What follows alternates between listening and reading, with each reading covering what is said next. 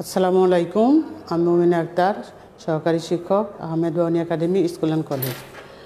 সুপ্রিয় শিক্ষার্থীরা, কেমন আছো তোমরা? আশা করি যে যেখানে আসো সুস্থ আছো, নিরাপদে আছো। আমিও ভালো আছি। করোনাকালে তোমরা যেন লেখাপড়া থেকে পিছিয়ে না পড়ো, এরই ধারাবাহিকতায় আমাদের প্রিন্সিপাল স্যার তোমাদের জন্য অনলাইন ক্লাসের ব্যবস্থা করে দিয়েছেন। আমি ধন্যবাদ জানাই আমার প্রিন্সিপাল স্যারকে, এবং ধন্যবাদ জানাই আমার সেফটি ইনচার্জকে, এবং আরও ধন্যবাদ জানাই আমাদের অনলাইন ক্লাসের সাথে যারা সম্পৃক্ত আছে তাদের সবাইকে। সুপ্রিয় শিক্ষার্থীরা, আজকে আমি তোমাদের সাথে আলোচনা করব নবম শ্রেণীর ইতিহাস বিষয় নিয়ে। বাংলাদেশের ইতিহাস ও বিশ্ব সভ্যতার তৃতীয় অধ্যায় হলো প্রাচীন বাংলার জনপদ। আচ্ছা, তোমাদের সাথে প্রাচীন বাংলার জনপদ সম্পর্কে আলোচনা করব। প্রাচীন বাংলার জনপদ সম্পর্কে আলোচনা করতে গেলে আসলে আমাদের প্রথমে প্রাচীন কি, বাংলা বলতে কী বুঝি সেগুলো আমাদের জানা প্রয়োজন। এখন প্রাচীন বলতে আমরা কি বুঝি? প্রাচীন বলতে আমরা বুঝি পুরাতন, এবং বাংলা বলতে বাংলাদেশ এবং ভারতের পশ্চিমবঙ্গ নিয়ে এই পশ্চিমবঙ্গকে বোঝায়। এখন হলো জনপদ। জনপদ কি? জনপদ হলো যা প্রাচীন যুগে বাংলা বর্তমান বাংলাদেশের মতো অখণ্ড কোনো রাষ্ট্র বা রাজ্য ছিল না। তখন বিভিন্ন অংশ ছোট ছোট অঞ্চলে বিভক্ত ছিল। এই অঞ্চলগুলোকে সমষ্টিগতভাবে কি বলা হয়? জনপদ বলা হয়। আমি আবার বলছি, প্রাচীন বাংলা বর্তমান বাংলাদেশের মতো একক কোনো রাষ্ট্র বা রাজ্য ছিল না। তখন অঞ্চলগুলো এলাকাগুলো ছোট ছোট অঞ্চলে বিভক্ত ছিল, এবং সেগুলো প্রত্যেকটাই কী ছিল? বিভিন্ন অঞ্চলে বিভক্ত ছিল। তখন ছোট ছোট অঞ্চলে বিভক্ত ছিল। বাংলার এই অঞ্চল সমষ্টিকে সমষ্টিগতভাবে কী বলা হয়? জনপদ বলা হয়। তাহলে আমরা জানলাম জনপদ কি। এখন দেখো, আর্থ, সামাজিক, রাজনৈতিক বৈশিষ্ট্যের উপর ভিত্তি করে যুগকে 3 ভাগে ভাগ করা যায়। কি কি? প্রাচীন যুগ, মধ্যযুগ, আধুনিক যুগ। কি কি? আমরা সেটা জেনে নিলাম। এখন আমরা বলি যে প্রাচীন যুগ। প্রাচীন যুগ কাকে বলে? প্রাচীন যুগটা বলতে দেখি, প্রাচীন যুগ হলো খ্রিস্টপূর্ব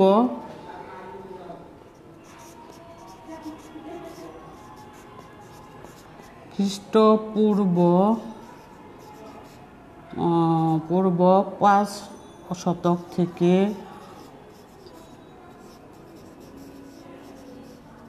খ্রিস্টপূর্ব 5 শতক থেকে 13 শতক পর্যন্ত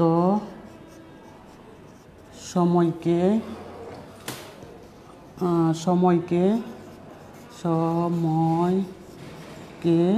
কি বলা হয়? প্রাচীন যুগ বলা হয়।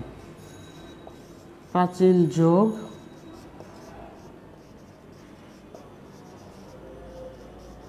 বলা হয়।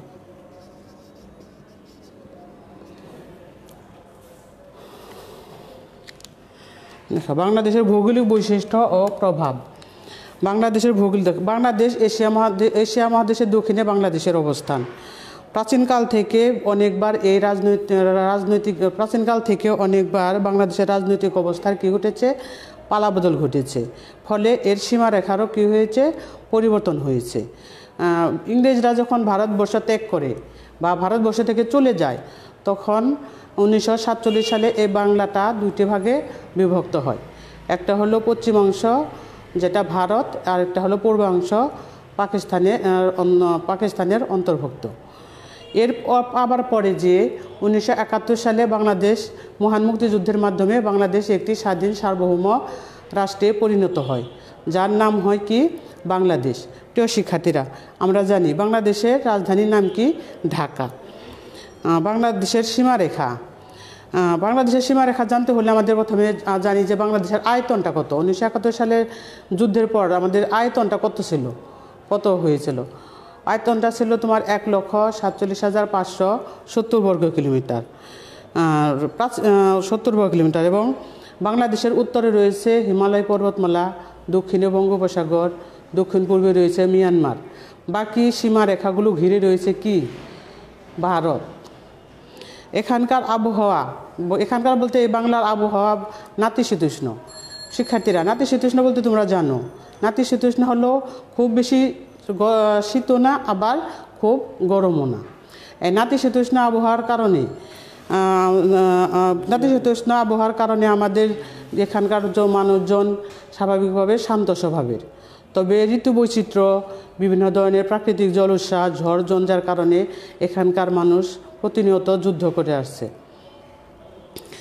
ফলে মানুষ অধিকার রক্ষায় যুগ যুগ ধরে সংগ্রাম করে আসছে। জনপদ, এখন আমরা জনপদটা কি? জনপদ আমরা আগে পড়লাম জনপদ কি। এখন এই বিভিন্ন সাহিত্য গ্রন্থে জনপদের কথা উল্লেখ রয়েছে। বিভিন্ন সাহিত্য গ্রন্থে 16টি জনপদের কথা উল্লেখ রয়েছে। তার মধ্যে তোমাদের পাঠ্য বইয়ে 8টি জনপদের নাম দেওয়া আছে। সেগুলো কি কি? আমি 8টি জনপদের নামটি দিয়ে লিখে দিয়েছি তোমাদের। 8টি জনপদ হলো গৌড় জনপদ,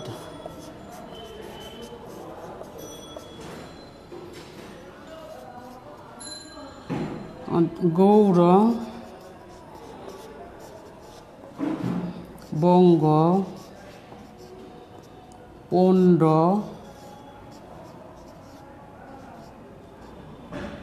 হরিকেল,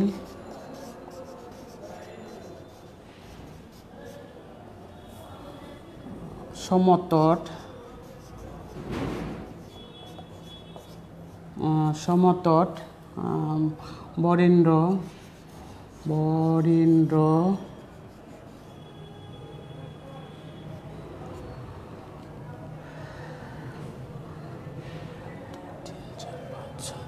বরেন্দ্র, তাম্রলিপ্ত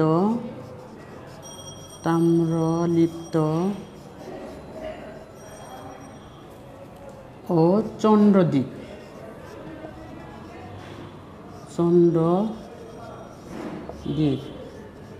তোমাদের পাঠ্য বইয়ে এই 8টি জনপদের নাম উল্লেখ রয়েছে। সেগুলো হলো আমরা দেখি যে গৌড়, বঙ্গ, পণ্ড, হরিকেল, সমতট, বরেন্দ্র, তাম্রলিপ্ত ও চন্দ্রদ্বীপ। এখন গৌড় কি? গৌড়টা দেখি কি। গৌড় হলো অতি প্রাচীন একটি জনপদ হলো, কিন্তু এর অস্তিত্ব কোথায় মিলেছে সেটা আমরা এখনও জানতে পারিনি। তবে জানা গেছে যে 6ষ্ঠ শতকে বাংলার উত্তরাংশে এই জনপদ গৌড় রাজ্য বলে একটি স্বাধীন জনপদের সন্ধান পাওয়া গেছে। গৌড়ের 7ম শতকে শশাঙ্ককে গৌড়ের রাজা বা রাজ বলা হতো, এবং এই গৌড়ের রাজধানী হলো কর্ণসুবর্ণ, যেটা বর্তমান মুর্শিদাবাদ জেলায় অবস্থিত ছিল বা অবস্থান ছিল। এরপরে কি? বঙ্গ একটি অতি প্রাচীন জনপদ। এখানে বাংলাদেশের পূর্ব ও দক্ষিণ পূর্ব অঞ্চলে এই বঙ্গ জনপদটি গড়ে উঠেছিল। অনুমান করা যায় এখানে বঙ্গ নামের একটি জাতি বসবাস করত। এই জাতির নাম অনুসারেই এই জনপদটির নামকরণ হয়েছে বঙ্গ জনপদ। বঙ্গ থেকে বাঙালি জাতির উৎপত্তি। বঙ্গকে 2টি ভাগে ভাগ করা হয়েছে বা 2টি অঞ্চল বঙ্গের 2টি অঞ্চল ছিল, একটা হলো বিক্রমপুর আর একটা নাব্য। বর্তমানে নাব্য বলতে কোনো অস্তিত্ব পাওয়া যায়নি, নাব্যের কোনো অস্তিত্ব পাওয়া যায়নি। পণ্ড, প্রাচীন বাংলা জনপদগুলোর মধ্যে অন্যতম হলো পণ্ড। যে বলা হয় পণ্ড বলে একটি জাতি এই জনপদ গড়ে তুলেছিল। পণ্ড জনপদকে অন্যতম বলার কারণ হলো আমরা বা তোমাদের পাঠ্য বইয়ে যে কটি জনপদ রয়েছে তার মধ্যে সর্বশ্রেষ্ঠ বা সমৃদ্ধশালী জনপদ হলো পণ্ড জনপদ। এর অবস্থানটা কোথায় আমরা দেখি। বর্তমান বগুড়া, রংপুর, রাজশাহী, দিনাজপুর জেলায় এর অবস্থান ছিল। পণ্ডদের রাজধানী ছিল পণ্ডনগরে। হরিকেল, সপ্তম শতকের লেখকেরা অপর একটি জনপদের নাম বা জনপদের বর্ণনা করেছেন, সেটা হলো হরিকেল। জনপদের অবস্থান ছিল বাংলার পূর্ব প্রান্তে। এই জনপদের অবস্থান ছিল বাংলার পূর্ব প্রান্তে। এখানে আধুনিক সিলেট এবং চট্টগ্রাম পর্যন্ত এই জনপদটি বিস্তৃত ছিল। সমতটকে বঙ্গের প্রতিবেশী জনপদ হিসাবে বলা যায়, কারণ সমতট এবং বঙ্গটা পাশাপাশি গড়ে উঠেছিল। অনেকেই মনে করেন কুমিল্লার প্রাচীন নাম ছিল সমতট। কুমিল্লা শহর থেকে 12 মাইল পশ্চিমে কামতার নামক স্থানে এই সমতটের রাজধানী ছিল। বরেন্দ্র প্রাচীন বাংলার অপর একটি জনপদ। এটি উত্তর প্রদেশের একটি জনপদ। এটি কোথায় অবস্থান ছিল? বগুড়া, দিনাজপুর, রাজশাহী জেলার কিছু অংশ এবং পাবনা জেলার অনেক অংশ জুড়ে পাবনা জেলা জুড়ে এই জনপদটির অবস্থান ছিল। তাম্রলিপ্ত হরিকেলের দক্ষিণে অবস্থিত ছিল তাম্রলিপ্ত জনপদ। বর্তমান মেদিনীপুর জেলার তমলুকি ছিল তাম্রলিপ্ত জনপদের প্রাণকেন্দ্র। চন্দ্রদ্বীপ প্রাচীন বাংলার একটি ক্ষুদ্র জনপদের নাম হলো চন্দ্রদ্বীপ। এটি খুবই ছোট। যতগুলো জনপদ রয়েছে তার মধ্যে তাম্র জনপদ হলো ক্ষুদ্র একটি জনপদ। বরিশাল জেলায় হলো এর জনপদের প্রাণকেন্দ্র। বরিশালকে প্রাচীন চন্দ্রদ্বীপের প্রাণকেন্দ্র বলা হয়। শিক্ষার্থীরা, এই ছিল আমাদের এই অধ্যায়ের সম্পর্কে আলোচনা। এই অধ্যায়টা আলোচনা করার পর তোমাদের জন্য কিছু প্রশ্ন রয়েছে। প্রশ্নগুলো হলো জ্ঞানমূলক এবং অনুধাবনমূলক কিছু প্রশ্ন রয়েছে। প্রশ্নগুলো তোমরা দেখো, আমি এগুলো মুছে দিচ্ছি।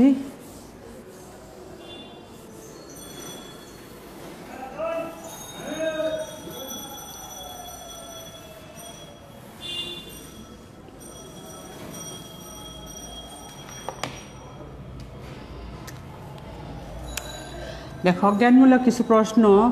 তোমরা জ্ঞানমূলক প্রশ্নগুলো দেখো।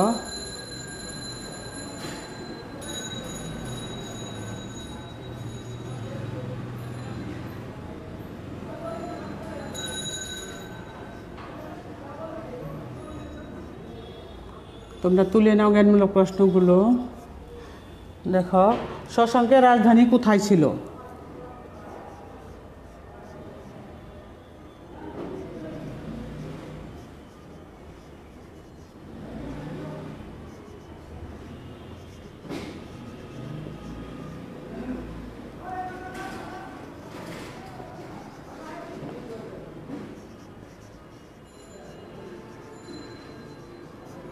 কোথায় ছিল?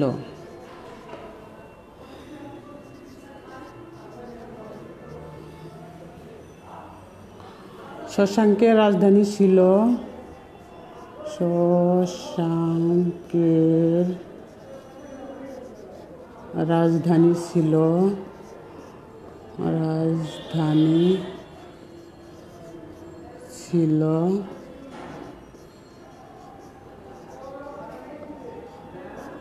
কর্ণ সুবর্ণ।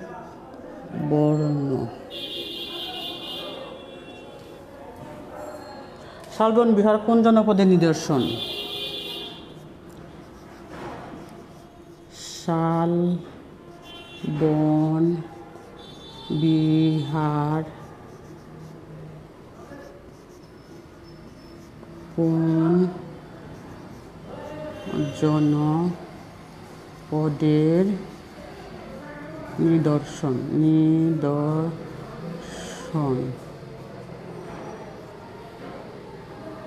উত্তর শালবন বিহার সমতট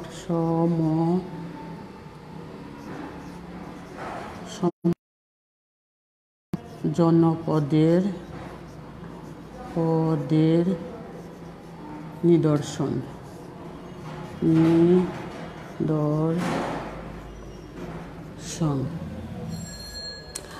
প্রাচীন যুগ কি? প্রাচীন যুগ সম্পর্কে আমি আগেও আলোচনা করেছি, তারপর আবার দেখি। প্রাচীন যুগ কি?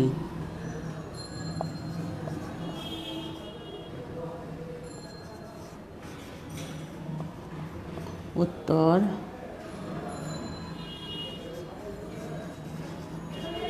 5 শতকে। উত্তর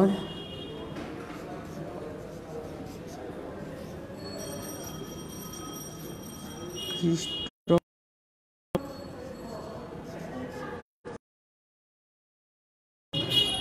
5 শতক থেকে খ্রিস্টীয় খ্রিস্টীয়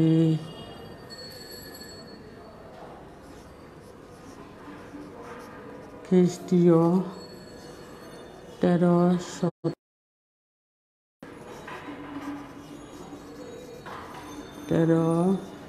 শতক পর্যন্ত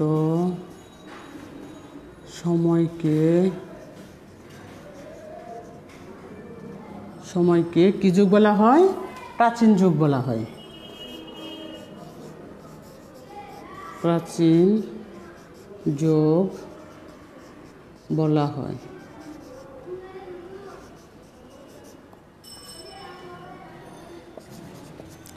4 নম্বর, চন্দ্রদ্বীপের বর্তমান নাম কি? চন্দ্রদ্বীপের বর্তমান নাম বরিশাল। চন্দ্রদ্বীপের বর্তমান নাম কি? উত্তর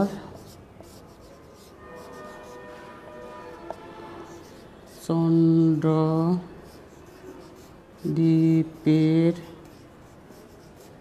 বর্তমান নাম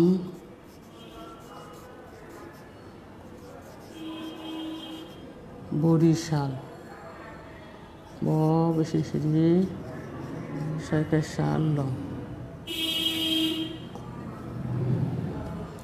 পূর্ব ও পশ্চিম পাকিস্তানের মধ্যে ভৌগোলিক দূরত্ব কত? 5 নম্বর, পূর্ব ও পশ্চিম পাকিস্তানের মধ্যে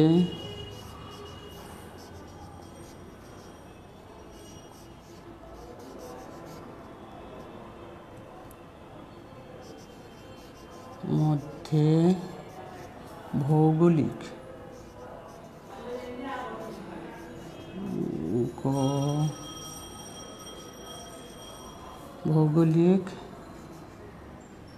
দূরত্ব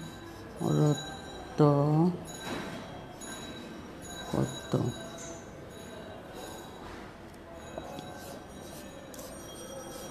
উত্তর পূর্ব ও পশ্চিম পাকিস্তানের মধ্যে ভৌগোলিক দূরত্ব 1100 মাইল। পূর্ব ও পশ্চিম পাকিস্তানের মধ্যে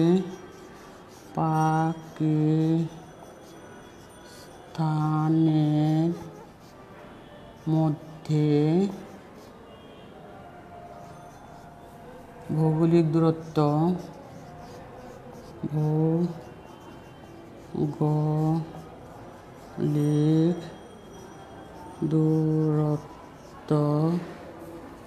ছিল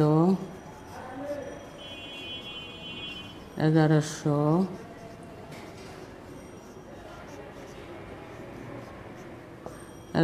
মাইল। মহাস্থানগড় কোথায় অবস্থিত?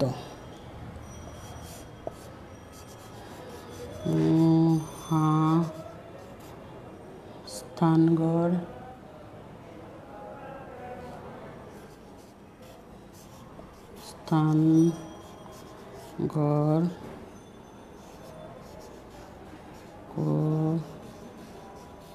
কোথায়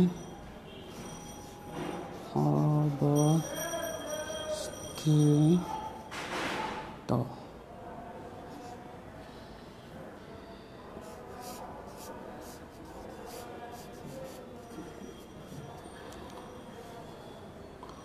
মস্তানগড় মহাস্থানগড়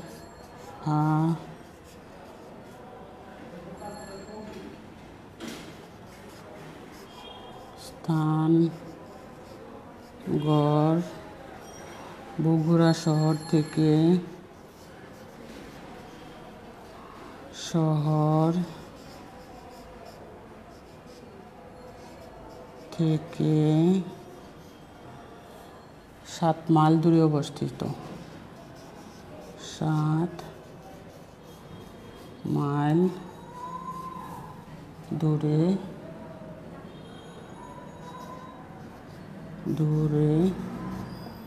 অবস্থিত।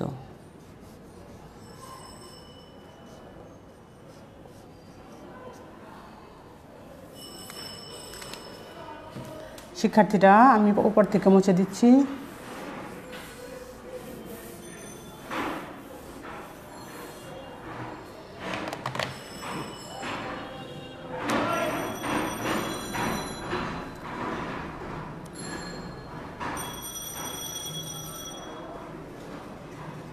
তৎকালীন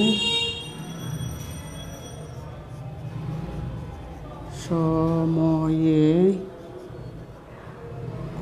কতটি জনপদের নাম জানা যায়? তৎকালীন সময়ে কতটি জনপদের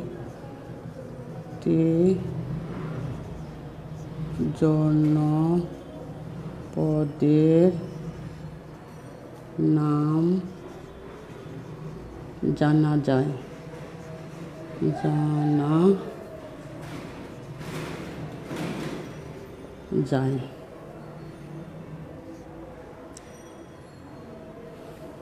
তৎকালীন সময়ে কতটি জনপদের নাম জানা যায়?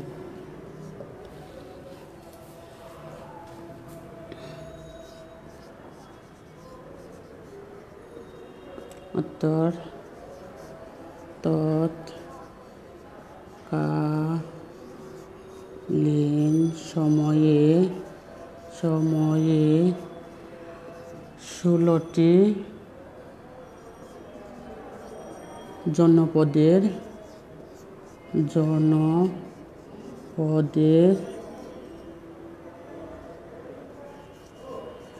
নাম জানা যায়। শিক্ষার্থীরা, তোমাদের পাঠ্যপুস্তক বইয়ে 8টি নাম উল্লেখ করা আছে, কিন্তু বিভিন্ন সাহিত্য গ্রন্থে দেখা যায় 16টি জনপদের নাম পাওয়া গিয়েছে।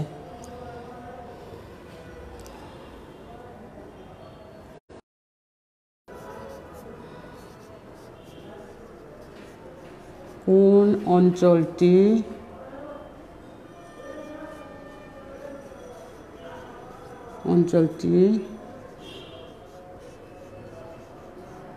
আর্দ্র নিম্ন?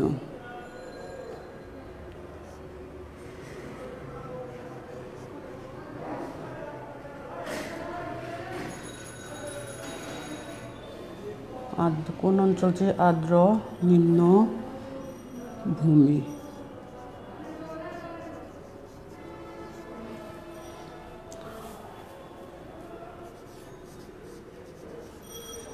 উত্তর: সমতট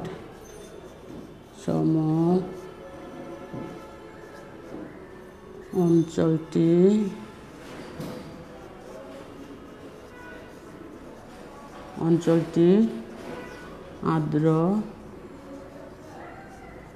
নিম্ন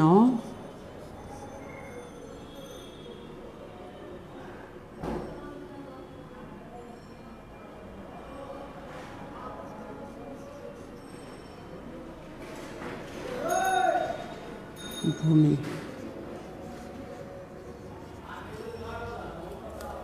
শিক্ষার্থীরা, আমি এগুলো মুছে দিচ্ছি, তোমরা নিশ্চয় দেখে নিয়েছো।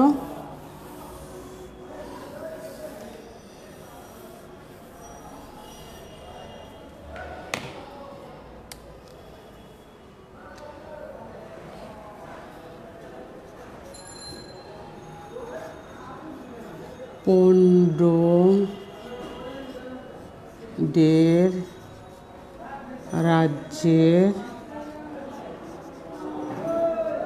রাজধানীর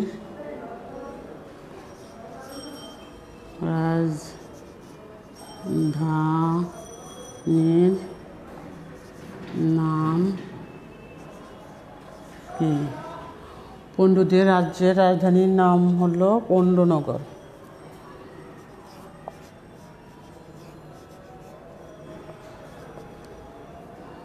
পণ্ডুদের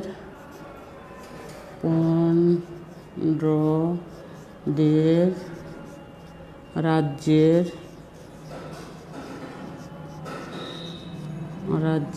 রাজধানীর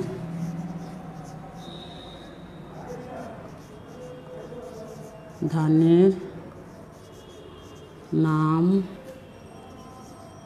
হলো পণ্ডনগর।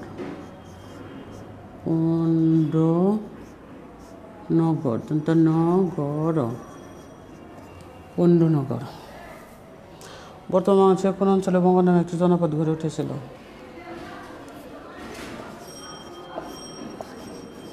বর্তমান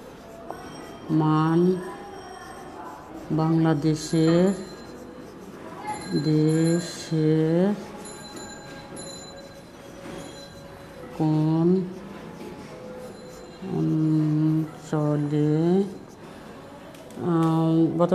কোন অঞ্চলে বঙ্গ নামে একটি জনপদ গড়েছিল? বঙ্গ নামে একটি জনপদ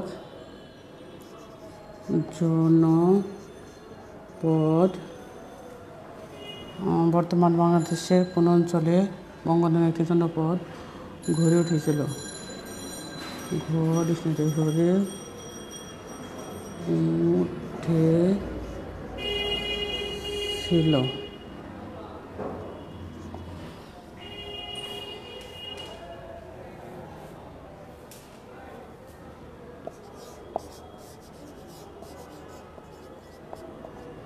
বর্তমান বাংলাদেশের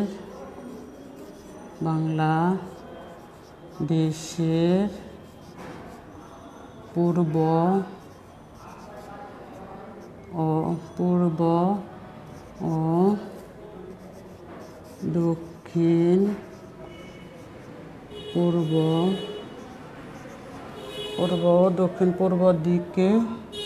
পূর্ব দিকে বঙ্গ নামে একটি জনপদ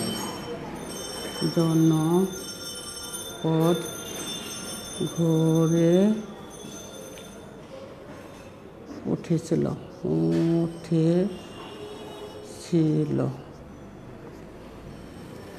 তো বন্ধুরা, এই ছিল তোমাদের কিছু জ্ঞানমূলক প্রশ্নগুলো তোমরা অবশ্যই দেখবে। এগুলো আমি যে তোমাদের বই অধ্যায় থেকে যে পাঠটা দিয়েছি প্রত্যেকটা উত্তরই এখানে পেয়ে যাবে।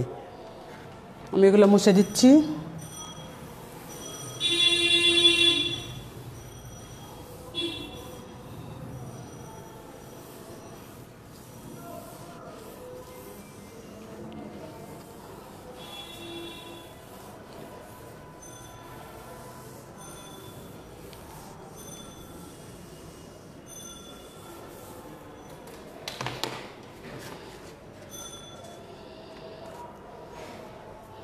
এখন তোমাদের জন্য আমি কিছু প্রশ্ন দিয়ে যাচ্ছি। তোমরাও আশা করি এই প্রশ্নগুলোর উত্তর শিখে নিবে। এগুলো আমি যে আলোচনা করেছি আলোচনার মধ্যেই সবগুলো প্রশ্নের উত্তর পেয়ে যাবে। তোমরা বইটা খুলে দেখতে পারবে যে উত্তরগুলো সুন্দর মতো দেওয়া আছে। আমি শুধু তোমাদের প্রশ্নগুলো দিয়ে যাচ্ছি। যেটা বলে খ নাম্বার বা অনুধাবন, খ নাম্বারের প্রশ্ন, অনুধাবন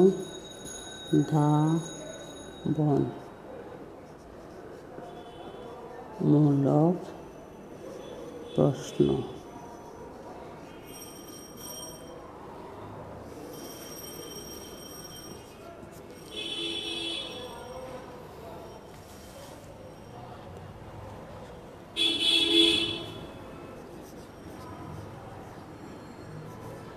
ইতিহাসের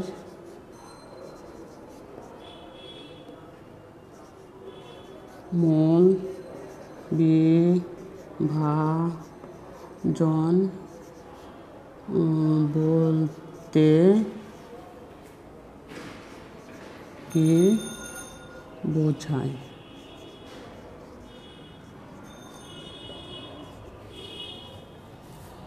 বঙ্গ জনপদের বর্ণনা দাও।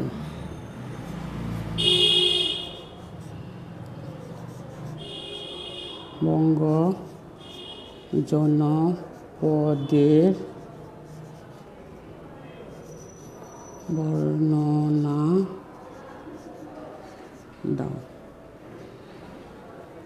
3 নম্বর,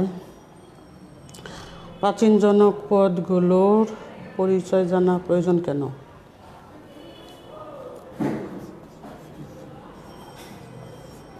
প্রাচীন জনপদগুলোর পরিচয়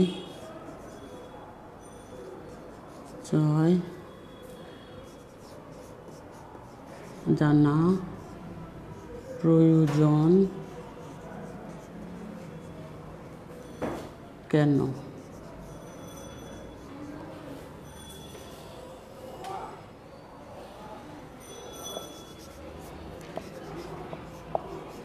জনপদ বলতে কি বোঝায়? ব্যাখ্যা করো।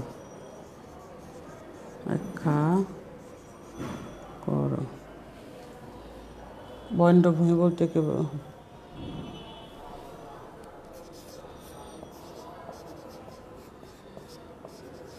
গৌড়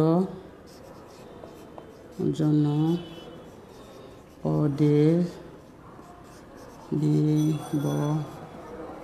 বিবরণ দাও।